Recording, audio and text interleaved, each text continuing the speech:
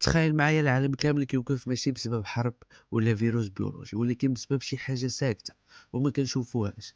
غلطة ديال ثانية وحدة في الساعة ديال الكمبيوتر. بالنسبة ليك ثانية وحدة ما هي والو غير رمشتين، ولكن في عالم المعلوميات ثانية وحدة هي الأبدية، فيها كيوقعوا الملايين ديال العمليات. اليوم غنشوفوا كيفاش الوقت كان غادي يريب الحضارة ديالنا، من صواريخ كتغلط في الهدف بسبب الأجزاء من المئة، حتى القيامة الرقمية اللي كتسنانا في عام 2038. احنا في عام 2012 كلشي كان عادي حتى جات ليلة 30 يونيو. فجأة ريديت طاح، لينكد ان غبر، طيارات في استراليا تبلوكاو، الناس وحيوا في المطار. شنو وقع؟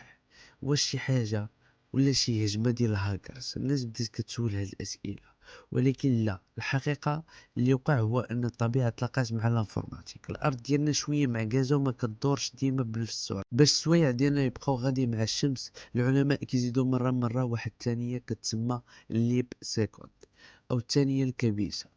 ولكن الكمبيوترات كيكرهوا شي حاجه سميتها الارتجال.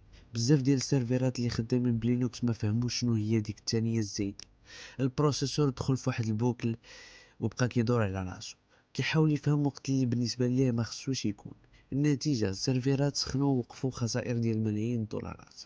من تما شركات كبار بحال جوجل لقاو حل ذكي، كيقسموا ديك الثانية على نهار كامل، كيبقاو يتقلوا السوايع ديالهم شويه بشويه باش الكمبيوتر ما يحسش بالفرق. هذه هي الحرب اللي ديما كاينه بين الطبيعه وبين الهارد، ولكن الوقت ماشي غير كيحرق السيرفرات. الوقت في المعلوميات يقدر يقتل. فبراير في 1991 في حرب الخليج، واحد الصاروخ عراقي كان غادي لواحد القاعدة عسكرية في السعودية.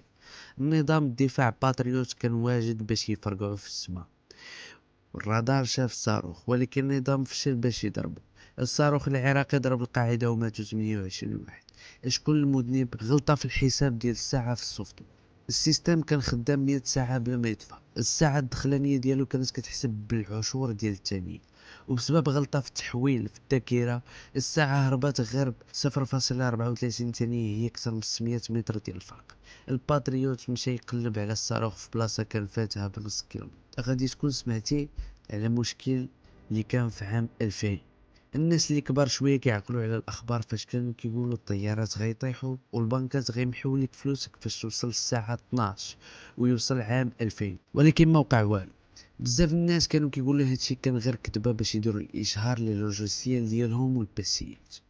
داكشي كان حقيقي وديال بصح. في السبعينات والثمانينات الذاكره الرام او ستوكاج كانت غاليه بزاف. باش المبرمجين يقتصدوا كانوا كيقيدوا العام غير بجوج ارقام، مثلا عام 1998 كيديروا غير رقم 98. الا ما وقع والو في عام 2000، فهادشي بفضل الاف المهندسين اللي بقاو سهرانين سنين هما كيعاودوا الملايين ديال السطور ديال الكود القديم.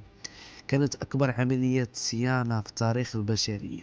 الا بقات عندك الريال في البنكة راه بفضل دوك الناس. ولكن وجد راسك حيت اللي جاي صعب. داكشي ديال عام 2000 كان غير لعب الدراري مقارنة بداكشي اللي غيوقع نهار 19 يناير 2038. بزاف ديال السيستيمات دابا خدامين ب 32 بيتس باش يحسبوا الوقت. هاد الحساب بدا نهار 1 يناير 1970. المشكل هو ان اكبر رقم يقدر يهزو السيستم ديال 32 بيتس هو تقريبا 2 مليار ثانية.